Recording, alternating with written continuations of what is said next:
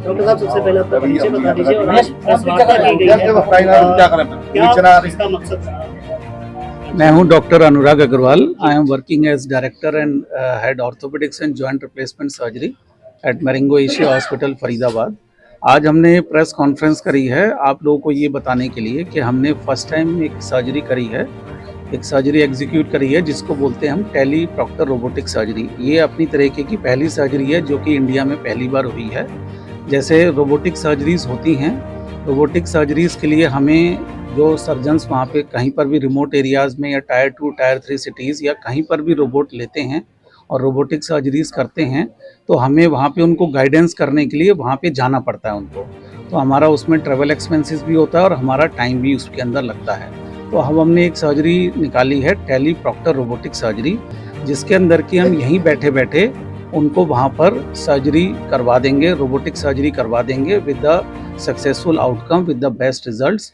और ऐसे remote areas के अंदर भी पेशेंट को रोबोटिक सर्जरीज मुहैया हो पाएगी, उनको ट्रैवल नहीं करना पड़ेगा, ना ही हमें ट्रैवल करना पड़ेगा, ना उनको ट्रैवल करना पड़ेगा और उनकी सर्जरी भी सक्सेसफुल हो जाएगी।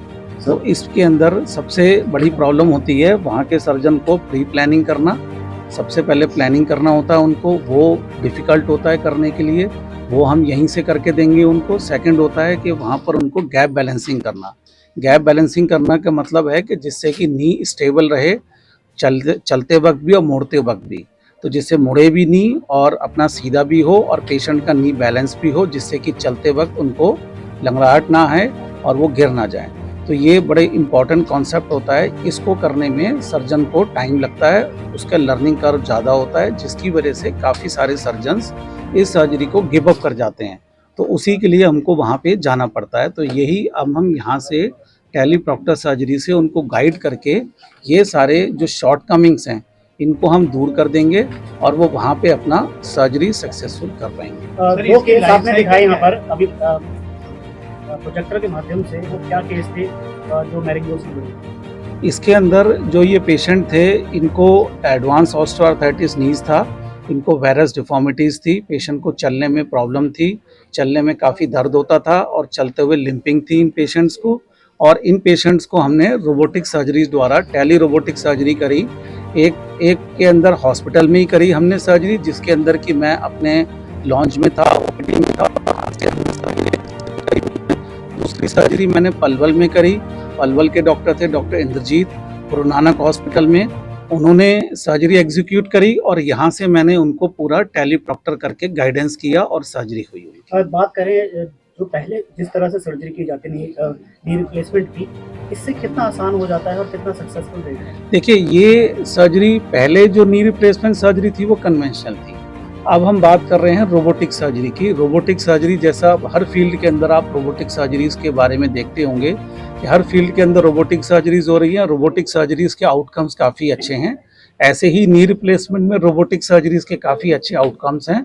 तो रोबोटिक सर्जरी हम अपने सेंटर में और लास्ट 3 ईयर्स से कर रहे हैं। अब हमने टेली प्रॉक्टर सर्जरी स्टार्ट करी है। तो ये बाहर जैसे टायर 2 सिटीज़ हैं, टायर 3 सिटीज़ है, रिमोट एरियाज़ हैं जहाँ पे लोगों को रोबोटिक सर्जरीज अवेलेबल नहीं हैं, तो वहाँ पे ये अब सर्जरीज हम एक्सटेंशन करके अवेलेबल कराएंगे। मैं जानना चाहें तो इससे लोगों को फायदा क्या होगा? फायदा ये होगा, इसमें फायदा सबसे बड़ा ये होगा कि अपने शहर में रहते हुए ही उनको ट्रैवल नहीं करना है A क्लास सिटीज़ में, और अपने शहर में ही उनकी रोबोटिक सर्जरीज हो जाएगी और जो रोबोटिक सर्जरीज के फायदे हैं वो उनको मिलेंगे। डॉक्टर साहब, इसकी लाइफ साइकिल क्या है जैसे हम जो कन्वेंशनल नी रिप्लेसमेंट करते हैं, रोबोटिक नी रिप्लेसमेंट करते हैं, तो रोबोटिक नी रिप्लेसमेंट में 5 से 10 साल इम्प्लांट की लाइफ ज़्यादा हो जाती है। सर्जरी के दौरान अगर रोबोट मूव करना बंद कर दे तो उसके लिए कोई इंजीनियर या कुछ वहाँ पे रहते हैं?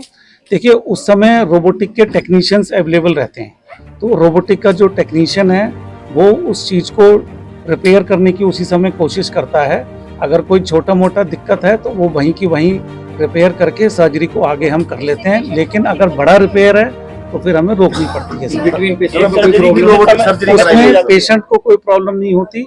अगर कोई प्रॉब्लम आ गई, कोई रोबोट रुक गया, तो हम आगे उसको फर्दर कन्वेंशनल मेथड से कर सकते हैं। अभी तक कितनी रोबोटिक सर्जरी कराई गई है?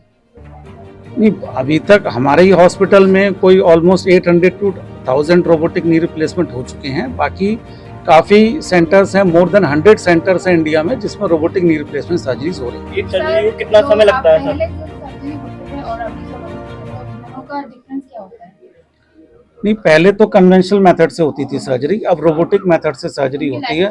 रोबोटिक सर्जरी से ज़्यादा एक्यूरेसी है, ज़्यादा प्रिसीजन है, अलाइनमेंट ज़्यादा अच्छा है, पेशेंट का नी मूवमेंट ज़्यादा आता है, पेशेंट की रिकवरी फास्ट होती है, पेन बाद में कम होता है और पेशेंट की जो सर्जरी है वो ज़्यादा टाइम तक चलती है। एक सर्जरी मेडिसिन थोड़े से रिड्यूस हो जाते हैं, जब पेशेंट को पेन कम होगा तो मेरे को मेडिसिन भी कम देनी है उसको। एक सर्जरी को कितना टाइम लगता है सर? सर्जरी का देखिए, जब आप इनिशियली स्टार्ट करेंगे रोबोटिक सर्जरी तो आपको कम से कम नहीं तो 1 घंटा ज़्यादा लगेगा, 1.5 घंटा भी ज़्यादा लगेगा, लेकिन जैसे जैसे आप करते चले जाएंगे आपका करने का टाइम रिड्यूस होता चला जाएगा, तो वो मुश्किल से 5-10 मिनट का फर्क रह खर्चे की बात जाएगा। करें तो आप जो है खर्चा कितना बढ़ जाता है या कम हो जाएगा इसका? देखिए, जो ये टेलीप्रॉक्टर रोबोटिक सर्जरी है, इसका खर्चा रोबोटिक और टेलीप्रॉक्टर रोबोटिक सर्जरीज का खर्चा दोनों का सेम ही रहेगा। उधर पेशेंट को हम जो गाइडेंस कर रहे हैं उसके लिए कुछ भी एक्स्ट्रा पे नहीं करना है, ये हमारी तरफ से फ्री ऑफ चार्ज। ठीक है सर, थैंक यू।